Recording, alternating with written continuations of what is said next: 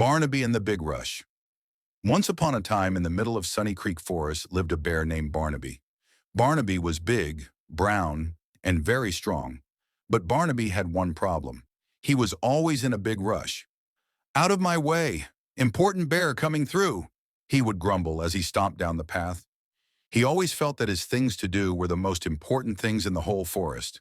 One sunny morning, Barnaby was rushing to the river to catch fish for breakfast.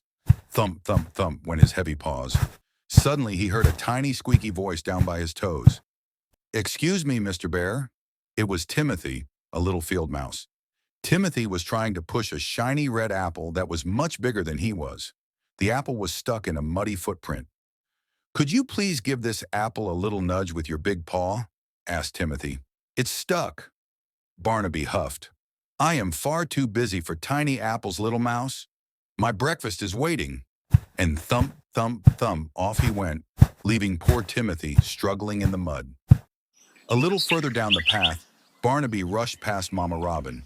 She was fluttering nervously around a low tree branch. Her baby bird had fallen out of the nest and was sitting on the ground, cheeping sadly. "Oh, Barnaby," called Mama Robin, "you are tall. Could you please gently lift my baby back into the nest?" Barnaby didn't even stop walking. "Can't stop. Very busy. Fish to catch," he called over his shoulder. Barnaby finally reached the river.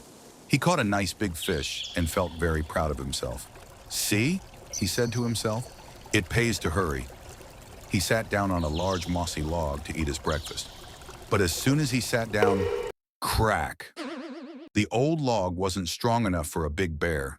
It snapped right in two. Barnaby tumbled backward and wedged tightly between the two broken pieces of wood. His fluffy bottom was stuck fast. He wiggled, he jiggled, he pulled, but he was totally stuck. "Help!"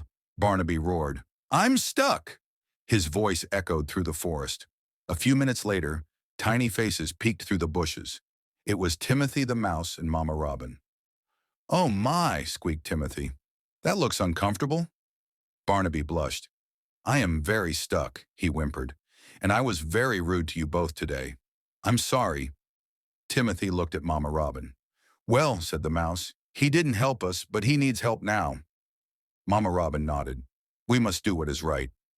Mama Robin flew up high and called down to her friends, the Beaver family, who were building a dam nearby. "Mr. Beaver, Barnaby needs strong teeth to chew this wood."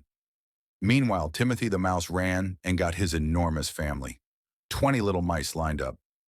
"On the count of 3, push!" Timothy squeaked. The beavers chewed at the wood around Barnaby's belly. The mice pushed with all their might on his back. And Mama Robin flapped her wings, cheering them on. With a final loud pop, Barnaby flew out of the log and landed softly in the grass. Barnaby stood up and shook his fur. He looked at the tiny mouse, the small bird, and the helpful beavers. He realized that even though he was the biggest animal there, he couldn't have saved himself alone. "Thank you," Barnaby said gently. "Thank you for stopping to help me, even when I didn't stop for you." Barnaby never rushed past anyone again. He learned that it didn't matter how big or important you were, everyone needs a little help sometimes. The moral of the story: no act of kindness, no matter how small, is ever wasted. When we help others, we make the world a better place for everyone.